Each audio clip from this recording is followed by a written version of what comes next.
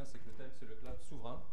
Mais avant de commencer on peut passer à la pause, donc ça, c'est bon. Non, mais avant de commencer par quelques généralités sur le cloud souverain, je vais d'abord vous présenter mes trois complices. Donc, je vais d'abord vous présenter Corinne Meignier. Corinne est une personne très occupée, puisqu'elle est à la fois cofondatrice de Cabia. Cabia, qui est une société locale qui offre des services de cybersécurité et de cloud régional. Mais comme ce n'est pas suffisant pour Corinne, elle est aussi présidente de l'association Cloud PACA. Et elle vient également d'être nommée au conseil d'administration d'Eurocloud France. Et là, j'ai une question, c'est est-ce que tu dors? Tu trouves encore le temps de dormir? Non, mais tu sais, avec l'âge, on dort de moins en moins. Très bien, c'est parfait. J'ai le même problème. Encore une fois, un grand merci pour ta présence, Corinne. Mohamed fait partie de DocaPost et le patron du groupe ingénierie chez DocaPost. Et pour ceux ou celles qui ne connaissent pas DocaPost, c'est une filiale du groupe La Poste qui est spécialisée dans l'hébergement de données de santé, entre autres, beaucoup d'autres services. Mais en particulier, je suis très heureux que Mohamed soit parmi nous parce que l'hébergement de données de santé, comme vous le savez tous, c'est un domaine particulièrement sensible, comme l'actualité nous l'a montré récemment. On y reviendra. Et enfin, je termine par Dimitri Faguet, d'OVH Cloud. Dimitri est responsable marketing pour la France, le Benelux, le Moyen-Orient et l'Afrique, si je me souviens bien, c'est ça. Et je suis très heureux aussi que tu sois là, Dimitri, parce que OVH Cloud, tout le monde connaît, c'est un prestataire cloud français. Et donc Dimitri pourra nous donner son point de vue de l'intérieur, en tant que prestataire, sur qu'est-ce que ça signifie d'être cloud souverain, ou prestataire en tout cas dans le domaine du cloud souverain. Alors, souveraineté, on parle beaucoup de souveraineté ces derniers temps, mais plutôt souveraineté sous l'angle énergétique. On a aussi parlé de souveraineté à l'époque du Covid, à l'époque du confinement, vous en souvenez très certainement, pour tout ce qui concerne la production de médicaments, la production de vaccins. Et donc on sait tous que cette notion de souveraineté recouvre effectivement l'État français doit être autonome le plus possible. L'État français doit être maître de son destin.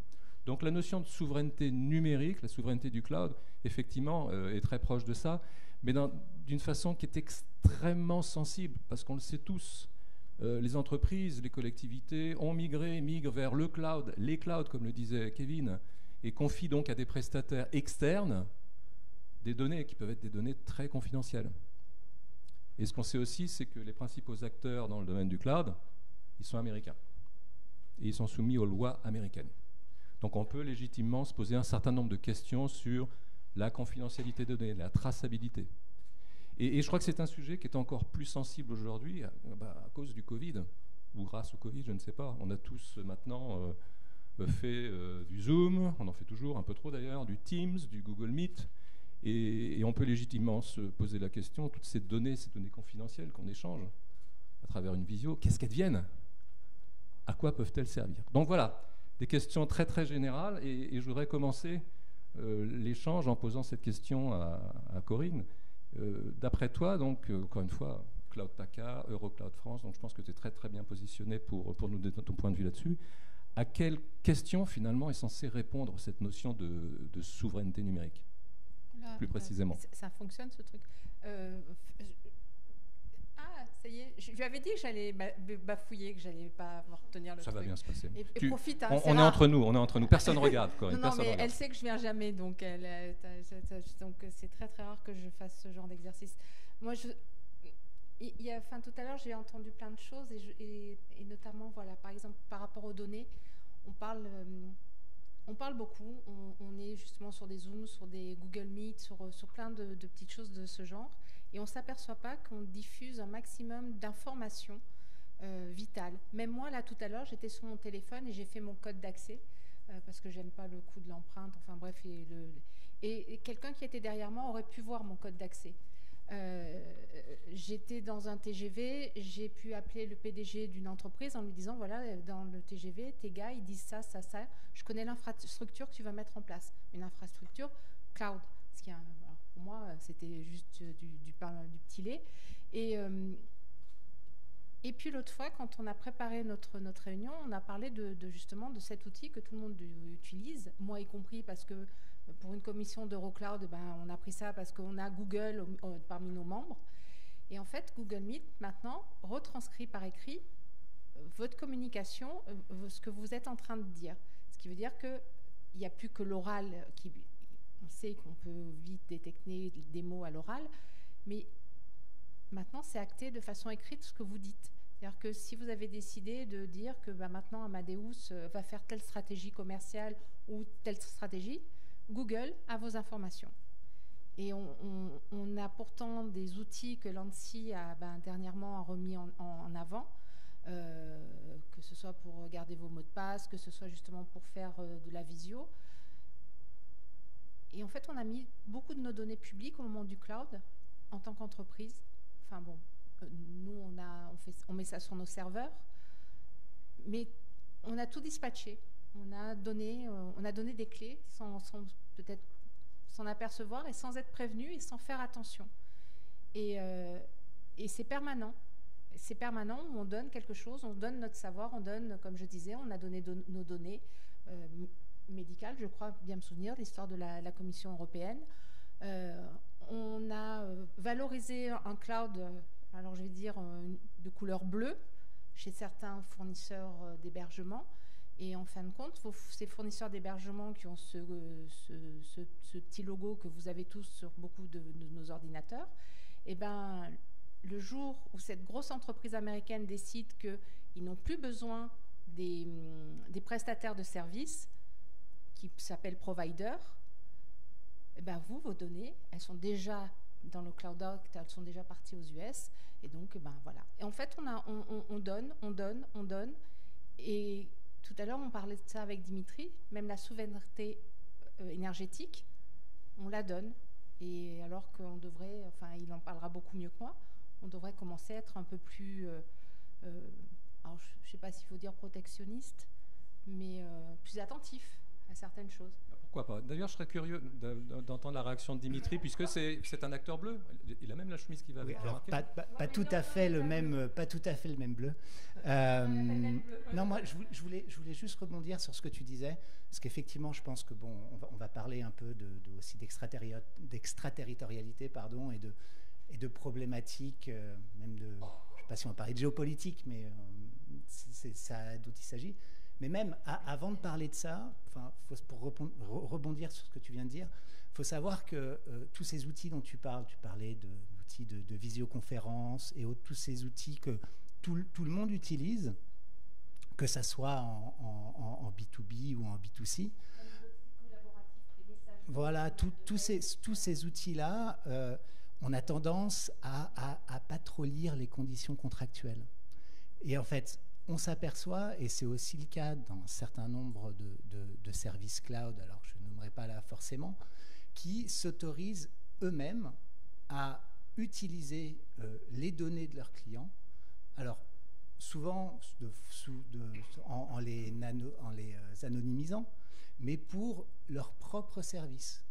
Typiquement, de grands hyperscalers vont peut-être pas utiliser directement vos données, mais vont s'autoriser à les anonymiser et les utiliser pour aller nourrir leurs outils de machine learning, d'intelligence artificielle, pour aller améliorer leurs propres services. Et ça, c'est quelque chose qui, même au-delà de cette notion de souveraineté des données, pour moi, pour nous, pour OVH Cloud, pose un vrai problème, parce qu'on perd la maîtrise et on n'est pas au courant vraiment de tout ça. Donc moi, c'était un premier point que je souhaitais mettre en avant. D'accord, donc ce que tu nous dis finalement, c'est comme les contrats d'assurance. Bon, Hugues nous en parlera tout à l'heure, mais il faut lire les petits caractères qui se trouvent en bas du contrat, c'est ça? Exactement. Alors qu'ils sont souvent très difficiles à lire, parce que justement, ils font en sorte de complexifier la chose. Mais sachez que vos données chez certains cloud providers, effectivement, sont utilisées sans que vous soyez nécessairement au courant. D'accord. Alors, en parlant de données, il y a une catégorie de données en France qui sont extrêmement sensibles. Et on en a parlé récemment, vous vous souvenez du CHU de Corbeil-Essonnes, la cyberattaque du CHU de Corbeil-Essonnes, il y a quand même une fuite assez colossale de données privées, de données de santé. Et là, je voudrais me tourner vers Mohamed, qui est notre expert en hébergement de données de santé. Quand on parle de cette catégorie de données qui est quand même a priori la plus sensible, donc on imagine la mieux protégée en France en tout cas, Quel impact ça a pour DocaPost? On a parlé d'OVH très rapidement, on y reviendra, hein, mais pour DocaPost sur le plan interne. Ah ouais, alors concernant nous en fait, chez DocaPost, on exploite, on héberge des gros systèmes d'information de santé. C'est vrai que j'ai vu que certains hôpitaux, je ne suis pas forcément étonné de ce qui se passe. Concernant vraiment ce que nous hébergeons et ce que nous exploitons, alors nous on a une règle quand même.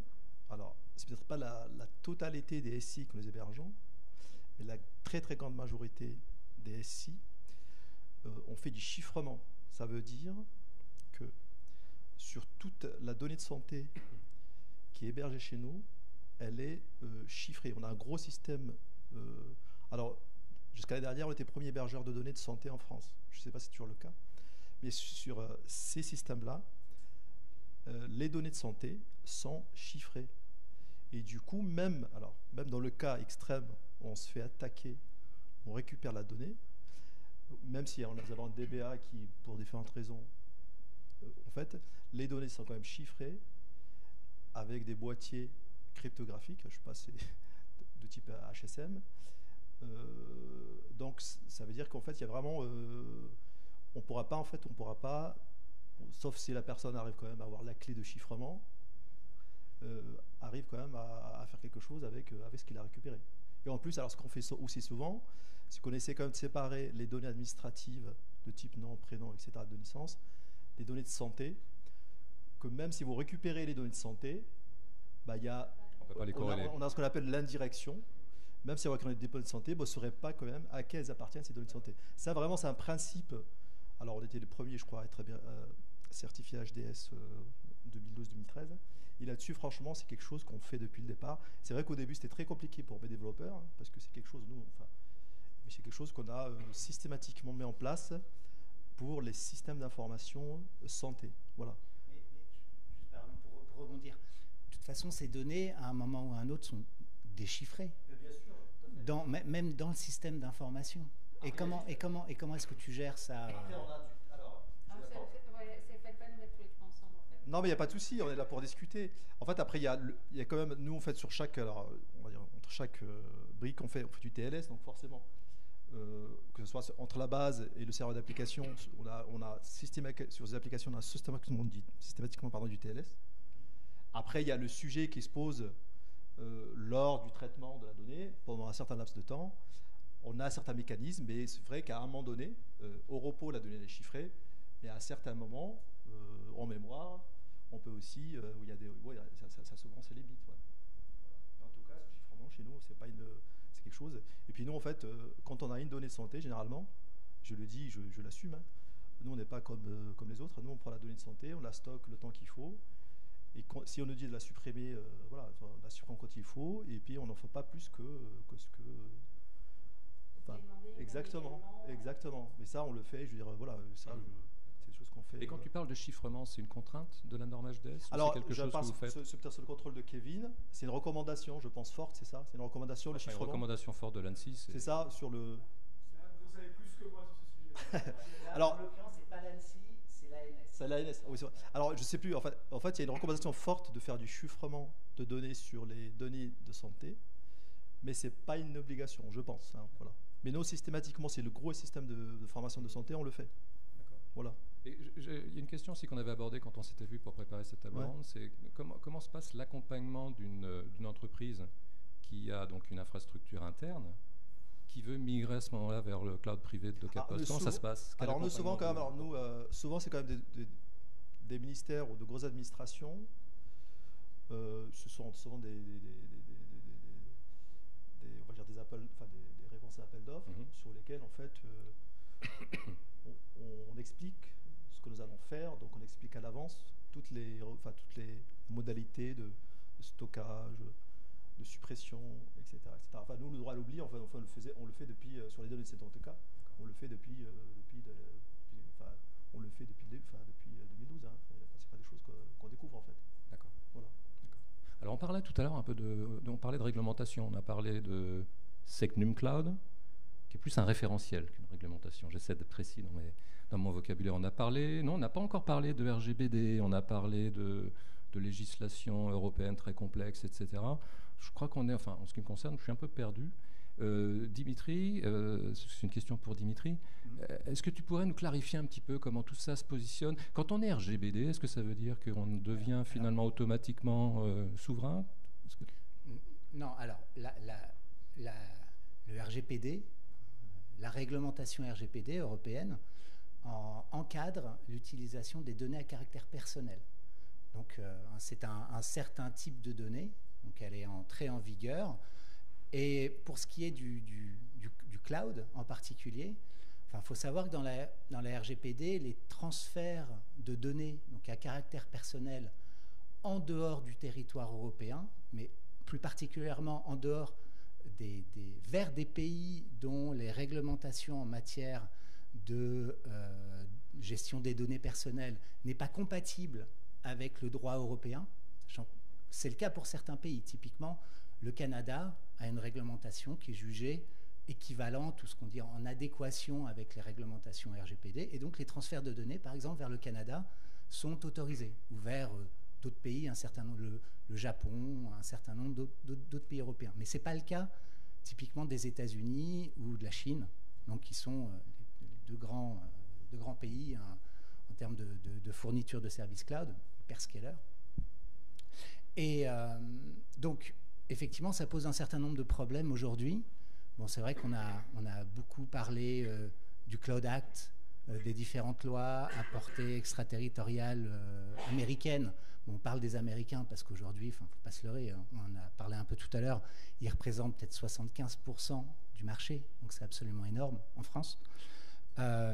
Mais ce qui s'est passé, effectivement, alors ça date de 2 ans à peu près, c'est qu'effectivement, on a mis le doigt dessus et ce qu'on appelle le Privacy Shield, qui était un accord d'échange entre les données justement à caractère personnel entre les États-Unis et l'Europe, est tombé.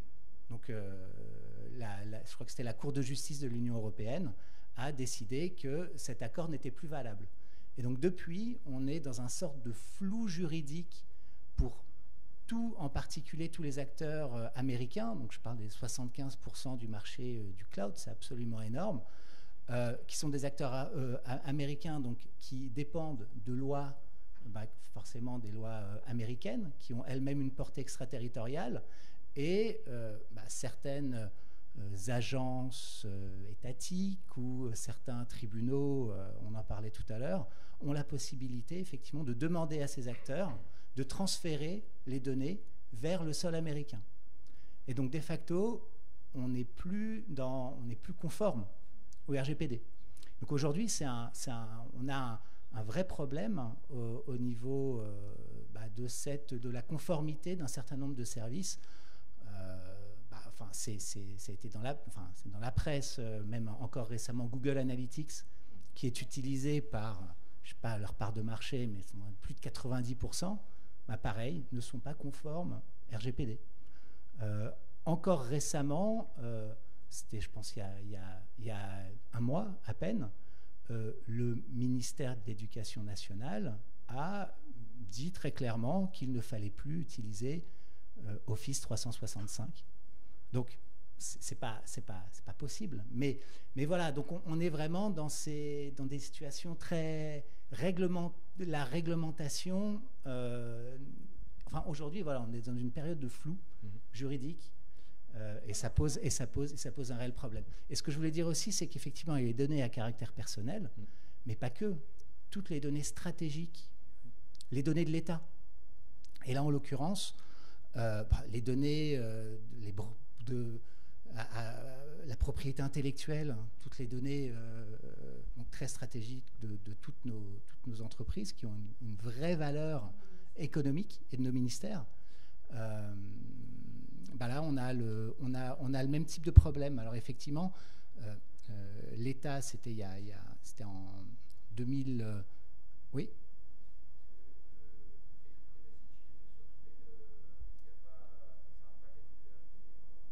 Pardon ? Ça impacte quoi, pardon? Le fait que le Privacy Shield soit tombé, est-ce que ça impacte le RGPD? C'est ça, hein? En fait, ça pose un problème lié à ces transferts de données vers les États-Unis. Et le fait est que toute société américaine, effectivement, qui opère en Europe, voilà. Alors, pas caduque. La loi européenne s'applique, mais ce que je veux dire, c'est que ce qui se passe, c'est que donc, ces acteurs sont de facto hors la loi. Enfin, ce que vous dites, c'est qu'effectivement, moi je suis chef d'entreprise, je dois me soumettre au RGPD, mais si je fais appel à un opérateur cloud américain, je non, alors vous êtes PRGPD, et la CNIL peut venir vous voir. Il n'y a pas que... C'est pas, non, mais c'est pas OVH. Mais ce que je veux dire, c'est que... Mais pareil. Ouais.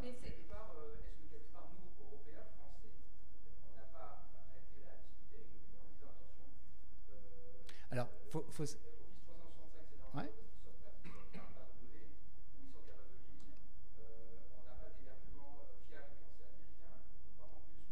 Non, il est fiable, un hébergement, en termes législatifs. La législation. On va pas...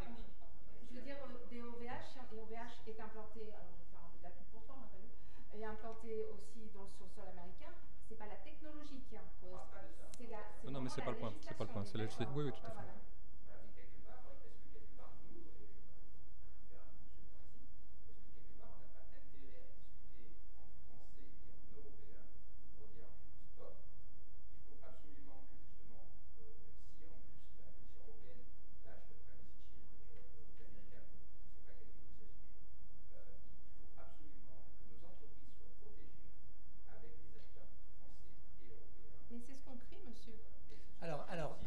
Alors ça me permet de rebondir. Alors effectivement, bon, on entend, je pense que c'est vraiment l'actualité du jour en plus avec le président aux États-Unis, le Buy European Act, ce genre de choses. Mais même avant cela, il y a effectivement, Kevin de l'ANSSI en parlait tout à l'heure, Secnum Cloud et les référentiels souverains. Et là, en l'occurrence, sur Secnum Cloud, on peut en parler parce qu'on est passé via, on a fait le processus de qualification. Peut-être qu'on en reparlera un petit peu tout à l'heure, je ne vais pas monopoliser, mais voilà, typiquement, un référentiel souverain qui, depuis 2021, a été intégré à la doctrine de l'État autour du cloud au centre, du cloud de confiance. Donc aujourd'hui, toute administration, alors je vais faire des raccourcis, mais toute administration qui commande des nouveaux services cloud qui eux-mêmes hébergent des données sensibles, alors c'est un périmètre assez large, les données sensibles, mais doit choisir un fournisseur qualifié Secnum Cloud.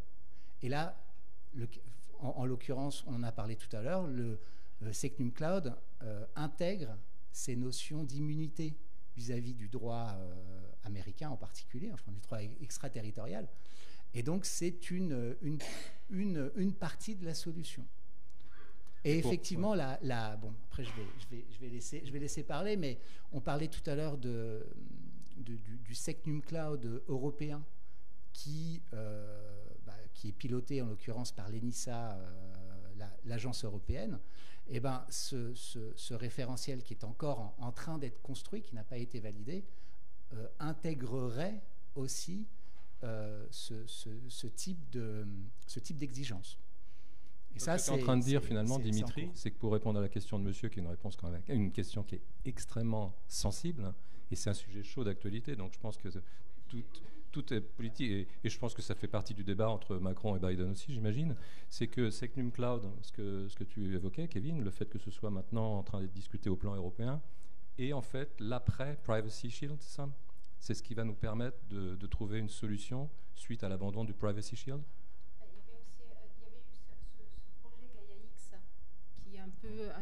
Alors je suis désolée parce qu'il y avait le monsieur avec le pull blanc qui avait une question. Ah, je ne l'ai pas vu. C'était pour essayer de trouver un exemple, question un peu candide peut-être. Mais mettons que j'ai envie de fournir un service en ligne, un nouveau site internet tout bête. J'ai une base de données chez OVH, allez, chez Katia, pardon. Mais j'en ai aussi une chez AWS. Donc quelle situation je vais me retrouver,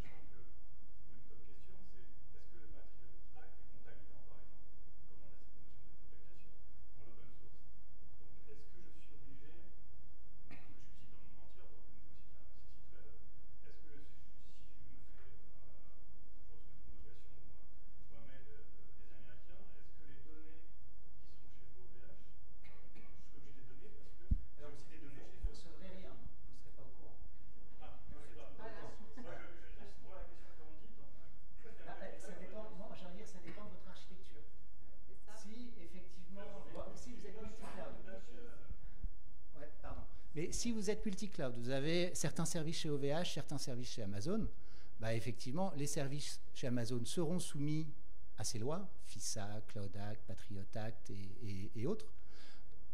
Mais si effectivement vous avez suffisamment bien isolé techniquement, voilà, les flux, les API entre les deux services, j'ai envie de dire, ils ne pourront pas venir piocher dans les services chez nous.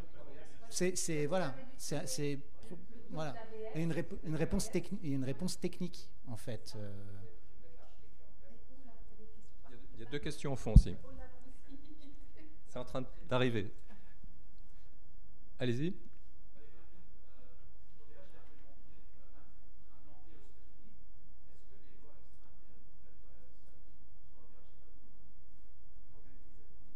Désolé. Alors, ouais. Ça dépend de quel OVH vous parlez. Aujourd'hui, il y a une entité aux États-Unis qui s'appelle OVH Cloud US, qui est complètement isolée d'OVH Cloud reste du monde. Donc ça, on sait très bien, nos juristes, nos contrats, tout ça, savent très bien l'expliquer. Donc une isolation juridique, isolation opérationnelle, isolation technique, qui fait que nos clients qui hébergent leurs services aux États-Unis, qui sont essentiellement des clients américains, ben eux, leurs services sont soumis aux lois américaines. Voilà, donc si le gouvernement, les agences veulent venir piocher, ils peuvent. Par contre, ils ne pourront pas aller se servir dans les données qui sont hébergées hors États-Unis. Donc il faut voir ça vraiment comme deux sociétés qui sont indépendantes, deux filiales qui sont indépendantes, mais le sujet a été complètement traité de notre côté. On est hyper à l'aise pour rentrer dans le time, peut-être moi un petit peu moins. Mais voilà, donc oui, les données aux États-Unis sont soumises aux lois américaines, les données hors États-Unis, que ce soit au Canada, en Asie, en Europe, parce qu'on a aujourd'hui on a 30 data centers partout dans le monde, OVH Cloud, et ben ces données ne sont pas soumises à ces lois ni américaines, ni chinoises, ni autres, elles sont soumises exclusivement aux lois locales. Donc c'est une société indépendante en fait. Ouais. D'accord. Il y avait une autre question au fond, oui ?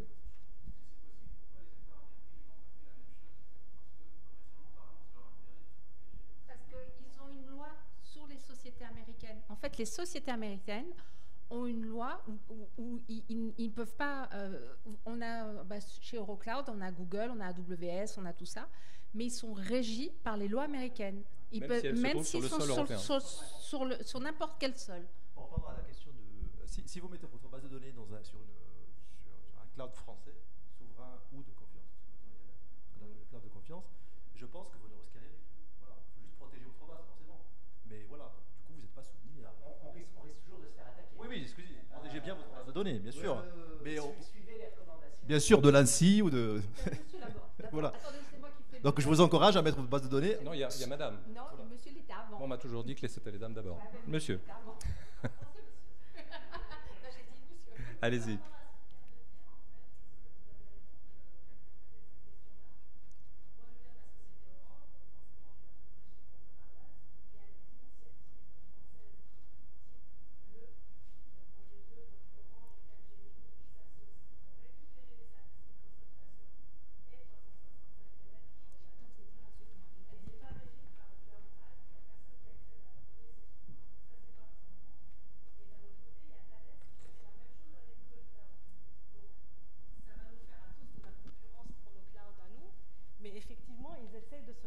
Comme ça, et je pense qu'on a une légère longueur d'avance sur eux, mais ils vont arriver très vite.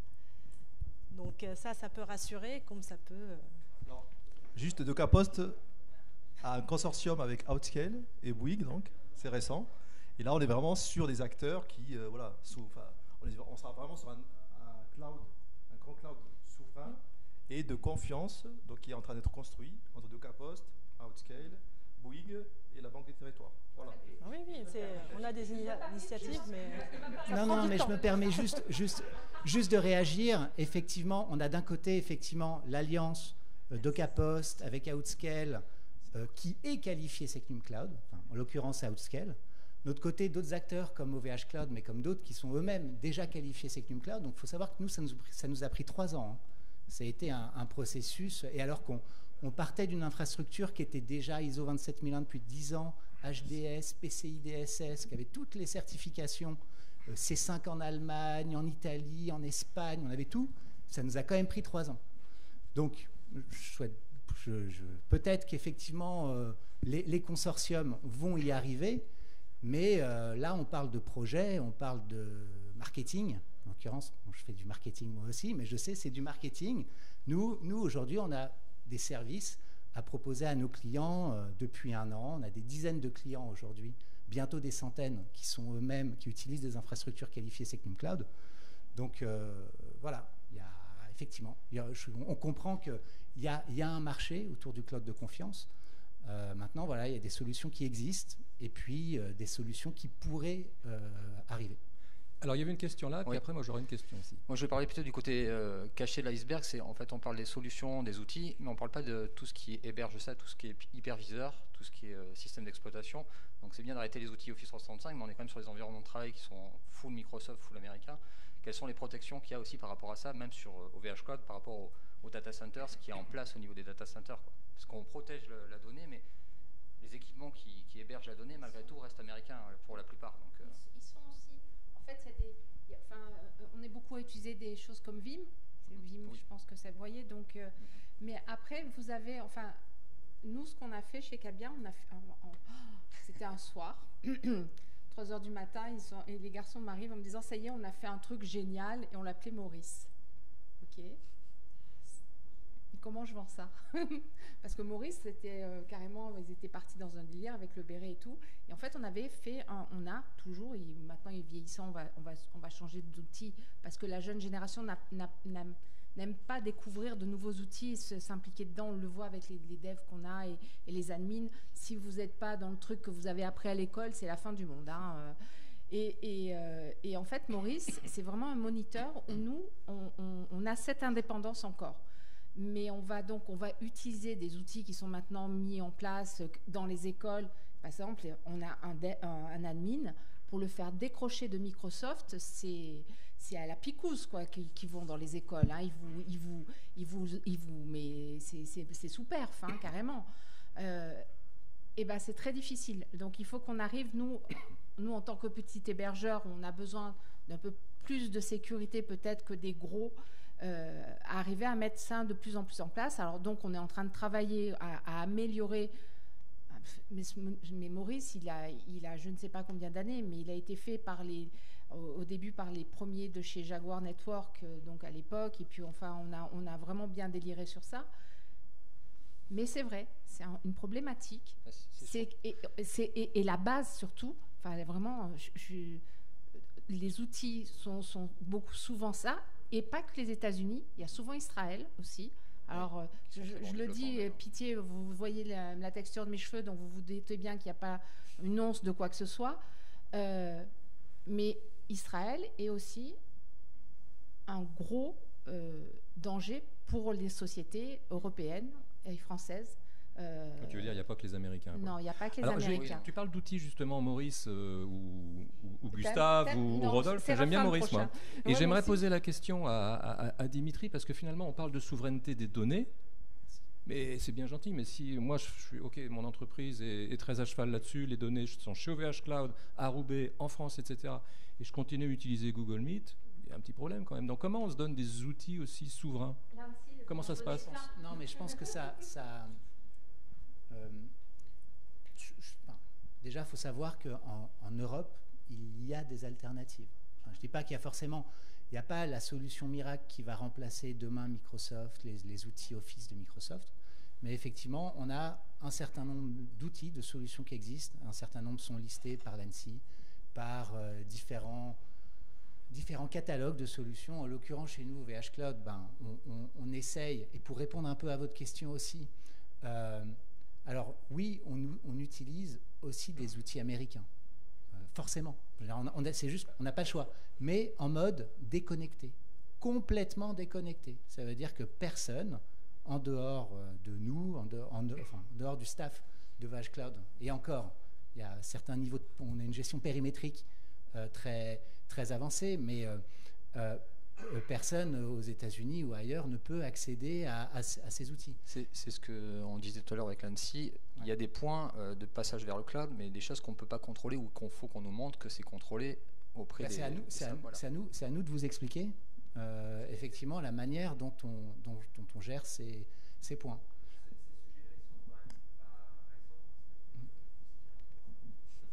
Ouais, ouais.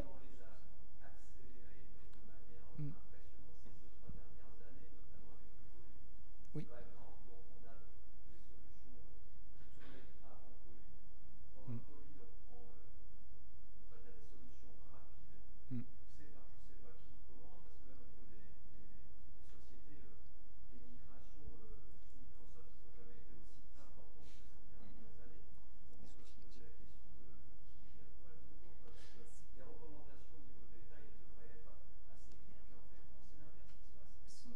Alors, elles sont claires, les recommandations, mais effectivement, le marché est organisé aujourd'hui d'une manière, c'est compliqué. Après, nous tous ensemble, je sais que nous, bon, je vais prêcher pour ma paroisse, mais nous, effectivement, pour nous, cette notion d'écosystème est extrêmement importante. Donc aujourd'hui, on a on a notre marketplace avec des éditeurs de logiciels, on a une initiative, un programme, ce qu'on appelle Open Trusted Cloud, qui regroupe des éditeurs de logiciels, donc en l'occurrence qui sont nos clients, mais qui portent les mêmes valeurs que nous et qui sont aussi immunisés par rapport à toutes ces problématiques. Et donc l'idée, c'est de collaborer, de travailler ensemble, d'aller répondre à des besoins, à des appels d'offres ensemble. C'est compliqué, et c'est ce qu'on fait, mais on le fait à notre échelle. Et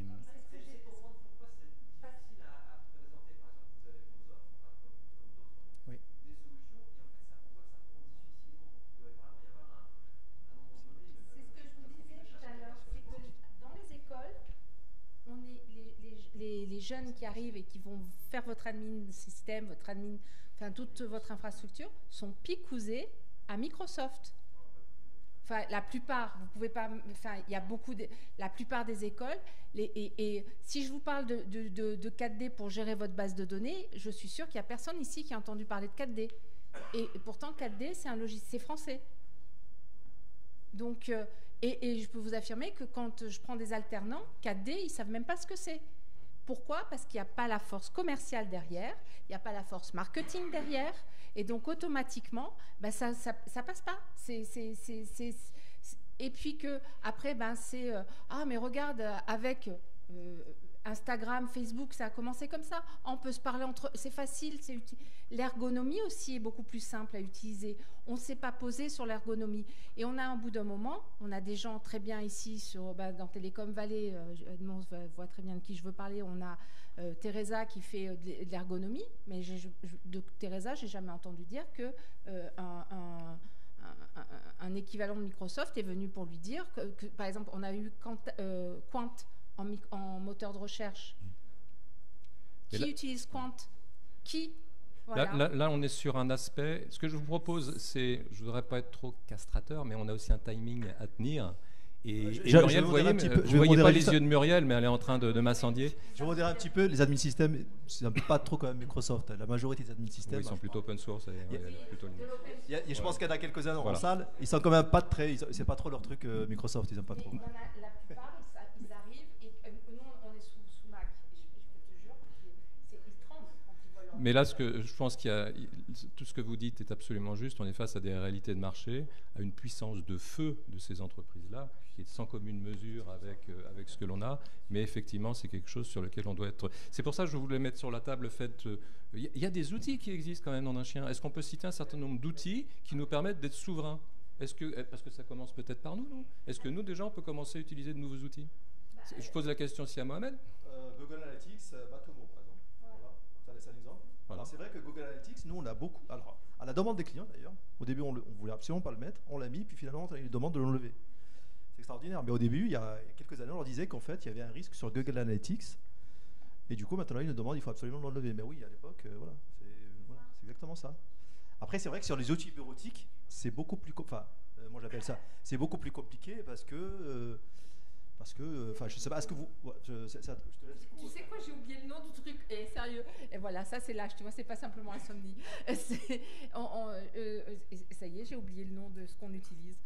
Là, il y a une bonne nouvelle dans tout ça, les amis. Il y a une bonne nouvelle, écoutez-moi, c'est qu'il y a une pause maintenant. Donc ce que je vous propose, c'est pas fini, c'est que première chose, je vais vous laisser la parole à chacun d'entre vous, que vous puissiez revenir sur le point que vous souhaitez que l'assistance garde en tête. Quel est pour vous le point le plus important dans le domaine donc, du cloud souverain que vous souhaitez que les personnes ici présentes puissent garder en tête quand elles rentreront dans leur entreprise en termes, voilà, quels sont les points de vigilance, quelles sont les actions?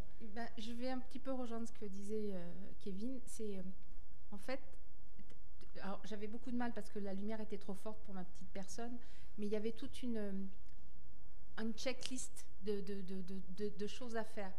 Et je pense que c'est important. Et je pense aussi c'est que quand vous êtes au milieu de vos équipes techniques, c'est justement leur dire, tu es dans le train, tu te tais. Tu n'ouvres pas ton ordinateur ou alors tu prends, il y a des écrans spéciaux, prenez. J'ai même eu à côté de moi un monsieur de la sécurité pour la préfecture où j'ai envoyé une photo à un major que je connais. Je voudrais faire une connerie, je pourrais la faire là. Faites attention, mais quand vous ouvrez votre téléphone, quoi que ce soit, quand vous c'est de là, c'est la base. Alors devenez peut-être un peu parano quelquefois. C'est bizarre ce que je vous dis, mais pourquoi est-ce que je vais me prendre ce Google Meet? Ok, bon là ça va, c'est une commission, c'est gentil, c'est léger. Mais si à partir du moment où vous savez que vous allez travailler avec une personne qui est dans l'entreprise ou un client hyper important, et ben c'est votre messagerie interne, c'est ce qui est hébergé chez vous, c'est ou hébergé sur des serveurs que vous connaissez, qui sont à vous, même s'ils sont chez OVH ou chez n'importe quel hébergeur. Faites attention, mais devenez parano, vraiment.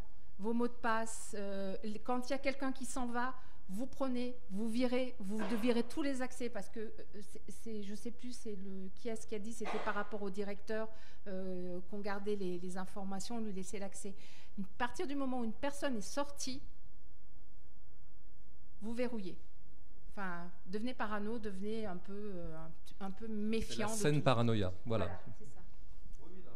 Nous sommes tout à fait en phase. Hein. C'est en fait, pour prendre juste l'exemple de la base de données tout à l'heure, si vous avez une base de données, si vous y tenez, je vous invite à la mettre du coup sur un cloud souverain ou un cloud de confiance, et surtout ne la faites pas administrer par n'importe qui. Gérez les droits, modifiez souvent les mots de passe, tracez les accès parce que ça peut vous être demandé un jour, voilà. Et ça c'est très important. Et si vous faites ça, déjà vous prémunissez de pas mal de choses, voilà. Moi, pour conclure, je voulais juste dire que il n'y a pas de fatalité en fait. C'est que aujourd'hui, effectivement, on est dans le secteur de l'informatique, du cloud. C'est un secteur qui est très dynamique. On pense qu'il y aura toujours des acteurs américains, mais il y a de la place pour tout le monde, et il y a de la place aussi pour le développement d'un écosystème français, d'un écosystème européen. On a énormément de talents en France en particulier.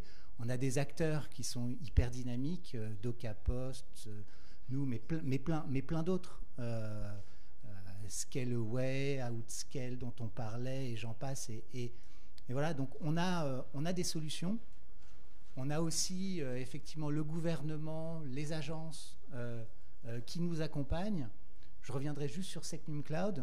Enfin, c'est vrai qu'il y avait une question, je pense, tout à l'heure, j'avais envie de répondre, mais je n'étais pas sur scène, sur effectivement ce que ça implique, c'est quoi le processus pour devenir Secnum Cloud. Ça me fait penser qu'effectivement, nous, je vous disais côté OVH, parce qu'on est un industriel, on automatise, on scale, donc ça nous a pris beaucoup de temps pour faire qualifier l'infrastructure. Maintenant, un éditeur de logiciels, enfin un service IaaS ou un service PaaS qui veut lui-même devenir qualifié Secnum Cloud pour proposer ses services justement à des OSE, à des administrations et autres, ça va être forcément beaucoup plus simple, car ils vont pouvoir s'appuyer sur une infrastructure elle-même qualifiée. Et qu'en plus, je pense que c'était en septembre, l'État a annoncé un plan d'aide justement aux éditeurs de plateformes, de logiciels qui souhaitaient eux-mêmes se faire qualifier Secnum Cloud sur une infrastructure Secnum Cloud. Donc j'ai envie de dire, il y a un accompagnement des pouvoirs publics, on a les talents, on a des entreprises, maintenant il faut juste apprendre à mieux travailler ensemble. Je pense qu'il y a une vraie prise de conscience depuis quelques temps. Hein. On ne s'en rendait pas compte avant. Et là, depuis quelques mois, je le sens, moi. Hier aussi, j'étais à Marseille à un événement important. Je pense qu'il y a des gens de la salle aussi qui étaient là-bas. Et on se rend compte quand même qu'il y a une vraie prise de conscience. Et je pense que ça va vite. Ça va prendre un peu de temps, mais on va tous se mettre à mettre nos données dans des clouds souverains ou des clouds de confiance, c'est-à-dire, comme disait Kevin, qualifier Secnum Cloud. Parce que je pense qu'il y a beaucoup de gens sur la liste, à mon avis, qui sont en train de se faire qualifier Secnum Cloud. Secnum Cloud pour tout le monde. Un grand merci à vous trois. Et on reste dans les parages. Si vous avez des questions, on va profiter du break. Merci beaucoup.